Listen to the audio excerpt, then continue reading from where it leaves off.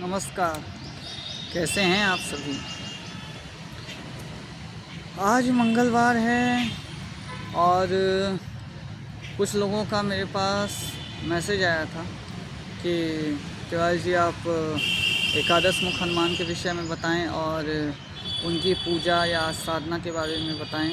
तो मैंने सोचा अच्छा विषय है और आज मंगलवार भी है, तो आज मैं आप लोगों को एकादश मुख हनुमान जी के विषय में बताऊंगा। पंचमुखी हनुमान जी को तो सभी जानते होंगे, लेकिन एकादश मुख हनुमान जी उतने प्रचलन में नहीं हैं। एकादश मुख हनुमान जी के बहुत कम मंदिर पाए जाते हैं। जैसे कि उत्तराखंड के शायद चमोली में है और एक कानपुर में है और ऐसे विभिन्न स्थानों पे ऐसे मंदिर हैं। बल्कि आपको पंचमुखी हनुमान जी के मंदिर अमूमन देश के हर ज़िले में मिल जाएंगे, या हनुमान जी के मंदिर तो हर कॉलोनी में मिल जाएंगे आप। लेकिन एकादश मुख हनुमान जी के मंदिर बहुत आपको रेयर मिलते हैं। मेरे ख्याल से जितना मैं जानता हूँ कि पूरे हिंदुस्तान में एकादश मुख हनुमान जी के मंदिर की संख्या 100 भी नहीं होगी। वो भी शायद मैं ज़्यादा बोल गया, 50 से भी कम हो तो मैं नहीं बता सकता, क्योंकि हिंदुस्तान कोई छोटी जगह नहीं है। होंगे, बहुत होंगे, लेकिन प्रचलन में नहीं है। जो उनकी आराधना पूजन करते हैं वही करते हैं। और पहली बात तो कि सबके बस का नहीं है उनकी पूजा करना। देखो भाई, मैं जो समझता हूँ, लोग बड़े आराम से मुंह उठाए कह देते हैं कि हमें हनुमान साधना करनी है, हमें पंचमुखी हनुमान साधना करनी है। कुछ महान लोग ऐसे भी कह देते हैं हमें एकादश मुख हनुमान जी की साधना करनी है। उन महान लोगों में से एक मैं भी हूँ, क्योंकि मुझे भी बहुत सवाल था एकादश मुख हनुमान जी की आराधना साधना पूजन का। और यही सोच के मैंने उनकी तस्वीर ले आया था अपने पास कि मैं उनकी साधना करूँगा। मेरे ख्याल से 3 साल हो गए, बस उनकी पूजा ही हो रही है। साधना वो भी मैं नहीं कर पाता, घर वाले ही करते हैं। साधना तो दूर की बात है। बस देखो, मैं जो समझता हूँ, क्योंकि ये मेरा पर्सनल एक्सपीरियंस है, इसलिए मैं इतने ओपनली बता रहा हूँ कि भाई देखो, लोग पंचमुखी हनुमान जी भी तक भी नहीं कर पाते या कर नहीं सकते साधना। क्योंकि देखो, साधना हनुमान जी की इतनी सहज नहीं है। उसके लिए भाई तुलसीदास जी जैसा बनना पड़ेगा। और पहले तो तुम एक मुखी हनुमान जी की साधना नहीं कर पाओगे लोग भाई। पंचमुखी हनुमान, एकादश मुख हनुमान तो बहुत दूर हैं। देखो, हनुमान एक मुखी हनुमान जी में, मतलब जो सामान्य हनुमान जी हैं, उनके अंदर ही ऐसी अलौकिक सिद्धियाँ शक्तियाँ विराजमान हैं कि तुम उनको बर्दाश्त नहीं कर पाओगे। क्योंकि हनुमान जी कोई साधारण शक्ति नहीं है, साक्षात रुद्र हैं, वो महादेव के अवतार। अब जब उनको वो पंचमुखी रूप में आ जाते हैं तो उनकी ऊर्जा जो है वो 5 गुनी हो जाती है। उसमें हैं वाराह, नरसिंह, हैग्रीव और गरुड़। इन चारों की शक्तियाँ साथ में जुड़ी जाती हैं। ये चारों विष्णु स्वरूप हैं। लेकिन इनकी पूजा करने से तुम्हें, देखो ना, मैं हमेशा कहता हूँ नरसिंह, वराह, हैग्रीव की पूजा नारायण के स्वरूपों की जरूर करो कलयुग में, बहुत आवश्यक है। तो मान लो जो पंचमुखी हनुमान जी को पूज रहे हैं और एक साथ साथ गरुड़ जी की भी पूजा हो जा रही है, अच्छी बात है। लेकिन देखो, साधना या मंत्र करना वो इतना सहज नहीं होता। क्योंकि देखो, पंचमुखी हनुमान जी करने में जो मेरा एक्सपीरियंस है कि 5 पंचमुखी हनुमान करने जाओगे 5 रंग का पसीना निकलेगा भाई। मतलब उस लेवल की मेहनत होगी। क्योंकि देखो, एक तो ब्रह्मचर्य रखना अति आवश्यक है, जो आज की डेट में जो सामान्य व्यक्ति हैं उनके लिए तो असंभव के समान है। क्योंकि काम सबके मस्तिष्क पे सवार रहता है, विशेषकर युवाओं में। और युवाओं को ही ज़्यादा चुल रहती है साधना करने की। ठीक है, साधना करो, लेकिन भाई साधना के लायक भी तो बनना चाहिए। युवाओं में, युवा तो मैं भी हूँ, मैंने कैसे इतनी साधनाएं कर ली? क्योंकि मैंने अपने आप को संभाल रखा है, कंट्रोल कर रखा है। क्या मेरे अंदर काम नहीं आता क्या? लेकिन उन काम विकारों को अपने अंदर रोक कर रखना होता है। लोग क्या करते हैं, उन काम विकारों को बाहर निकाल देते हैं। जहाँ काम विकार बाहर निकला वहीं तुम्हारी शक्ति खत्म, ऊर्जा खत्म, साधना खत्म। इस विषय पे कभी अलग से वीडियो बनाऊंगा। देखो, सबसे बड़ी चीज़ ये है ना, अब पंचमुखी हनुमान जी के, अब आगे एकादश मुख हनुमान जी पे, उनके साथ 6 और रूप जुड़े आते हैं। उसमें परशुराम है, भैरव हैं, आदि आदि महादेव हैं, राम हैं, सब जुड़े आते हैं। तो देखो, एकादश मुख हनुमान जी की आराधना फिर तुम करने जाओगे, फिर वही बात आ गई कि फिर तो 11 रंग का पसीना निकलेगा, मतलब उस लेवल की मेहनत होगी तुम्हारी। देखो, एकादश मुख हनुमान जी की साधना आराधना करना इतना सहज नहीं है। पंचमुखी की नहीं कर पाओगे, एकादश तो बड़ी दूर की बात है, तुम पूजन कर आराधन कर सकते हो। लेकिन फिर भी जो लोगों का आग्रह था, तो मैं उसके लिए बता रहा हूँ। आज मंगलवार है, जिसको भी एकादश मुख हनुमान जी की आराधना साधना करनी है, मंगलवार का दिन है। आपने क्या करना है, घर में एकादश मुख हनुमान जी की फ़ोटो लाओ। अगर देखो ऊर्जा सह सकते हो तो ही करना ये उपाय, वरना फिर मेरी जिम्मेदारी नहीं होगी, पहले बता रहा हूँ। जो पंचमुखी का करना चाहते हैं वो पंचमुखी कर सकते हैं, तो एक मुखी का करना चाहते हैं वो एक मुखी कर सकते हैं। विधान सेम रहेगा, बस मंत्र अलग अलग हो जाएंगे, वो मंत्र में बता दूंगा। तुमने क्या करना है, एकादश मुख हनुमान जी की फ़ोटो लेना और 11 दिए जलाना।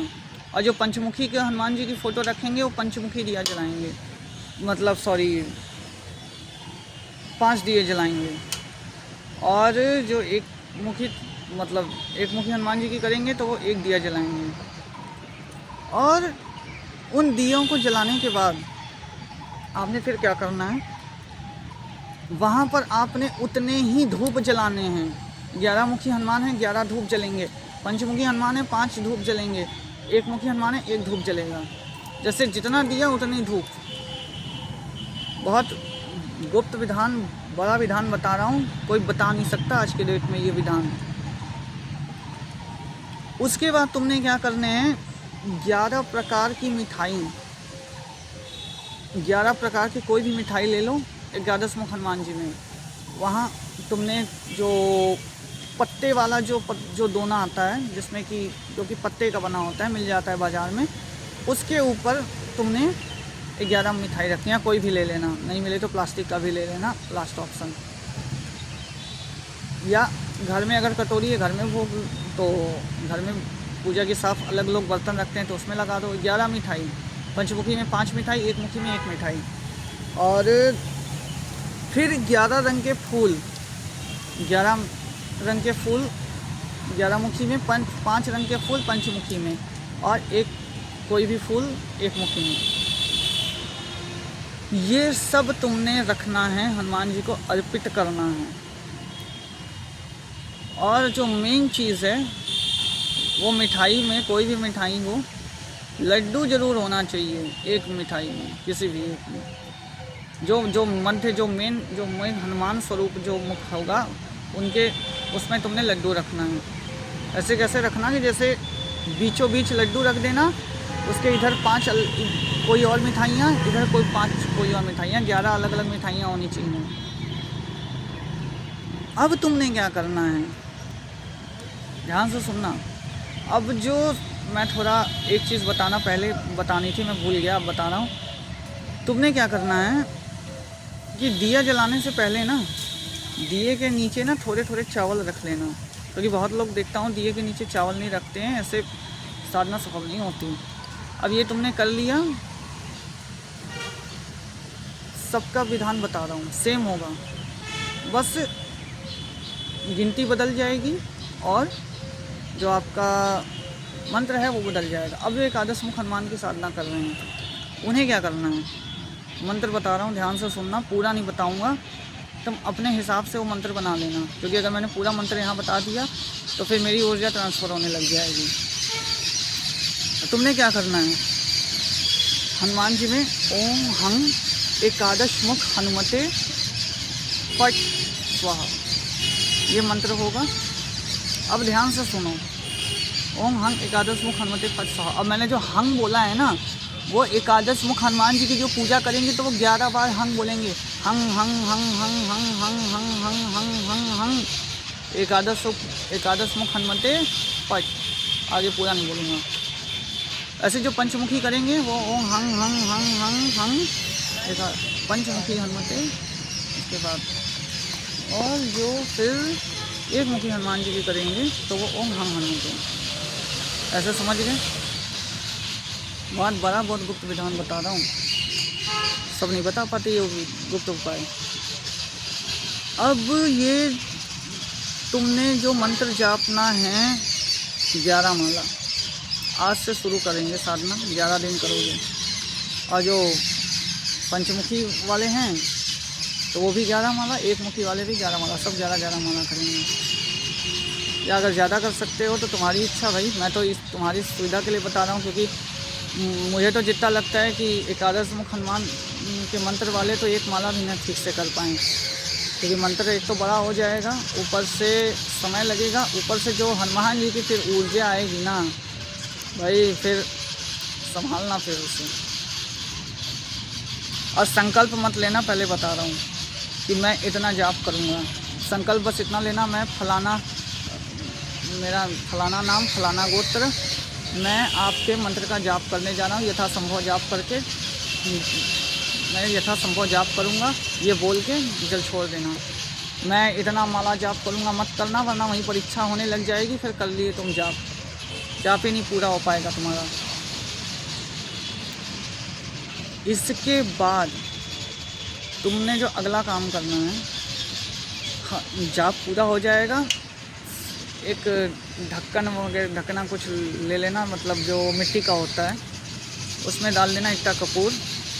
और तुमने क्या लेनी है, तुमने लेने हैं लड्डू, अलग से लड्डू रख लेना थोड़े से, और वो लड्डू से ही मंत्र बोलते हुए एकादश मुख हनुमान वाले एकादश मुख, पंचमुखी वाले पंचमुखी मंत्र और एक मुखी वाले एक मुखी मंत्र से ओम करके स्वाहा बोलते हुए, जैसे ओम हंग हनुमते नमः स्वाहा, सॉरी नमः नहीं बोलना है किसी भी मंत्र में, ओम हंग हनुमते फट स्वाहा बोल के तुमने आहुति कर देनी है। पंचमुखी वाले हंग हंग हंग हंग ऐसे करके, फिर वैसे एकादश मुख वाले भी लड्डू से तुमने आहुति देनी है।